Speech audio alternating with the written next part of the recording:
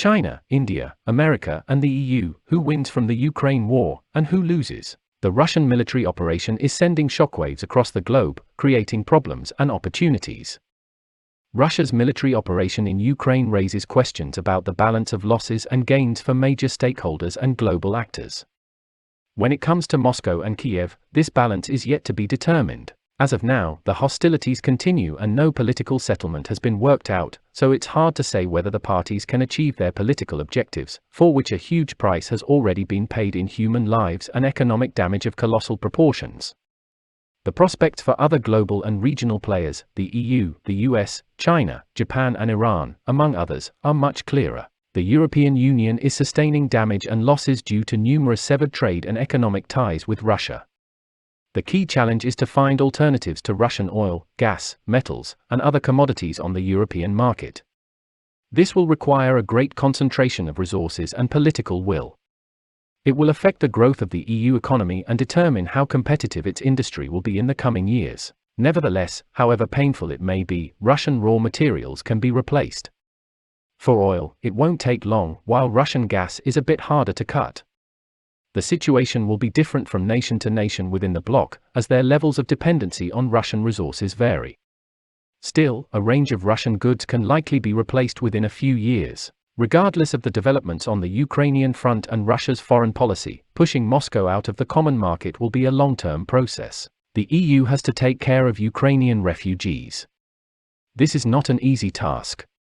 The situation is changing rapidly, making an accurate assessment impossible, but we are clearly talking about millions of people. The EU nations need to accept these refugees and help them to adapt and even integrate. Many European countries will have to spend more on social programs. At the same time, this will benefit the EU in the medium term. It has extensive experience dealing with migrants. Germany especially excels at this. Unlike migrants from Islamic countries, Ukrainians aren't that different from EU Europeans in terms of culture. They are better educated, adapt and integrate faster, and don't tend to form close communities. For the economy, this will be a great demographic injection. Most EU countries will vigorously increase defense spending. This will not necessarily correspond to growth in the bloc's political clout, however. It will still remain a junior partner within NATO. However, the political and military role of certain member states will become much more significant. Germany comes to mind again, since it has great capacity to increase its defense spending, modernize its army, and develop its defense industry. For the advanced military-industrial complexes of European countries, this will yield long-term benefits. It will also be a win for the European project as a whole.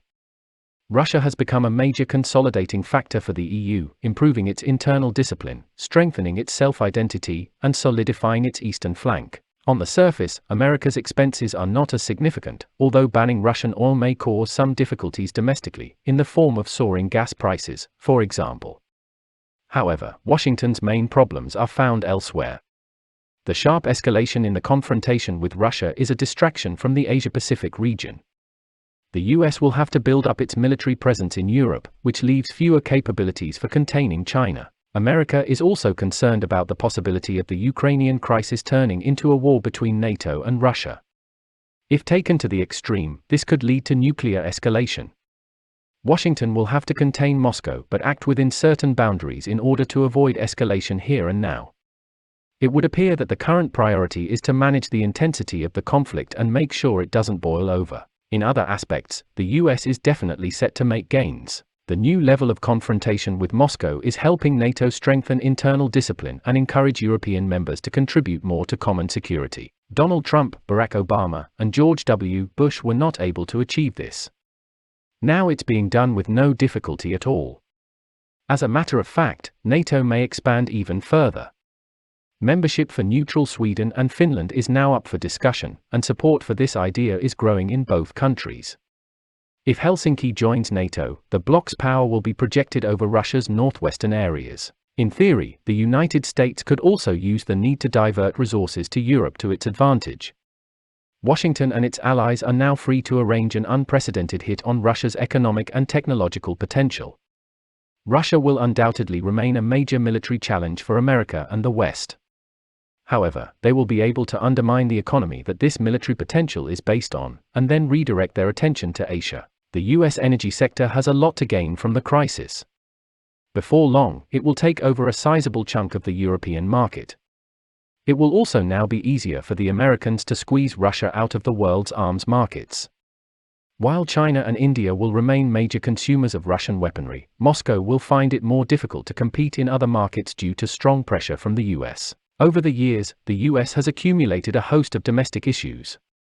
The Russia factor could help both Congress and American society to regain a sense of unity and cohesion, however short-lived. That said, the degree to which the ongoing crisis could affect the 2024 presidential election remains unclear. Meanwhile, China gains a lot of room for action. Unlike the EU and the US, the PRC stands to lose very little due to the current crisis. Washington's military and political pressure on Beijing is waning. With an extensive package of anti-Russian sanctions now in place, China can lay claim to a significant share of the Russian market, which has now been vacated by the collective West. While there may be infrastructural and logistical hurdles to overcome, Russian energy resources will become more accessible to China at lower prices than before.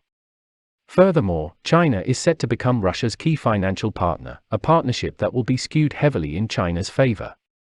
Thus, Beijing is further strengthening its positions on its northern and northeastern borders. There seem to be no alternatives to Russia partnering up with China. China will soon enjoy new opportunities to exert influence in Central Asia. As it learns from Russia's experience with sanctions, Beijing will tighten its own economic and financial security to withstand a similar confrontation with the West. That said, current developments are unlikely to result in a full-fledged Russian-Chinese military and political alliance. It appears that China will maintain its distance and try to remain as flexible as possible. For Japan, in the short term, losses will most likely outweigh benefits. The prospect of signing a long-overdue peace treaty with Russia is becoming very dim. Even before this new phase of confrontation, it was clear that Russia and Japan had reached an impasse in negotiations. While there wasn't even a hint of progress on that track, at least the theoretical possibility of it remained. After the events of 2014, Tokyo pursued a balanced and pragmatic foreign policy, imposing mostly symbolic sanctions on Russia while remaining active in the Russian market and maintaining constructive relations with Russia's leadership. After February 24, 2022, Japan abandoned this approach and chose to stand with the US and the EU. Tokyo will sustain some costs as a result of withdrawing from the Russian market and having to find substitutes for Russian commodities, but these will not be critical. The main consequence is that the escalation of relations with Russia, just as we saw with Germany, will provide a strong incentive for a definitive review of the post-WWII national security paradigm when it comes to the use of armed force. Japan will now have the confidence to begin reclaiming its status as a full-fledged political and military power in the region. As a result, the solution to the Northern Territories issue will be viewed, more and more often, from a military perspective. India will be barely affected. New Delhi will maintain dialogue with Moscow and thwart anyone's attempts to hinder military and technical cooperation between the two countries. Still, lobbyists for Western arms manufacturers might find themselves in a more favorable position. China's growing strength resulting from the crisis is a problem for India, but it's nothing new. The Ukrainian crisis might also benefit a number of countries that are currently suffering from punitive US sanctions. First and foremost, this concerns Venezuela and Iran. Washington might lift some penalties to compensate for losses arising from the ban on Russian oil imports. Politically speaking, this is easier to do in Venezuela's case, since the issue there is ultimately about the governmental system, something the US could turn a blind eye to for a time. Venezuela's heavy oil could replace Russian imports on the US market, while Nicolas Maduro's regime would be able to breathe a little easier and secure some profits in foreign currency. It's trickier with Iran because of the country's military nuclear program and the new version of the Joint Comprehensive Plan of Action. The latter is a multilateral process that also involves Russia. Technically, the US could let Iran resume trading oil on the global market without a nuclear deal in place. For example, the Biden administration could bring back the waivers that Donald Trump scrapped, which had allowed a number of European and Asian countries to import crude oil from Iran. The problem for the US here is that Tehran would also get a reprieve and strengthen its negotiating position, which would lead to pressure from Republicans who are against deals with the country. In light of pushing back against Russia, however, these differences might end up on the back burner.